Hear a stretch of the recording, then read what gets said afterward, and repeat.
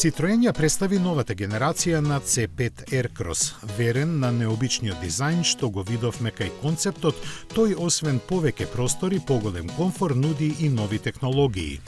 Практичноста е задржана од претходникот, а изборот погонски опции го доби од семејната STLA Medium платформа, истата онаа како кај Peugeot 3008 и Opel Grandland.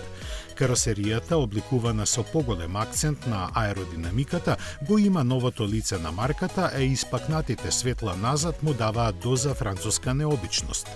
По должина брои 4,65 метри, од кои 2,78 меѓу оските, што прави да биде за половина класа поголем од сегашната генерација. Најмногу внимание привлекува внатрешноста. На врвот од тенката лебдечка конзола е сместен 13-инчен екран, под кој, на радост на конзервативците, се наоѓаат низа физички копчиња.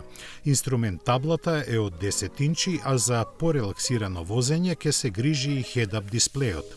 Патувањата попријатни ќе ги прават бежичното полнење на мобилни телефони, амбиенталното осветлување, панорамскиот покрив и друго. Освен дизел, новиот C5 Aircross нема ниту верзија со мануелен менувач.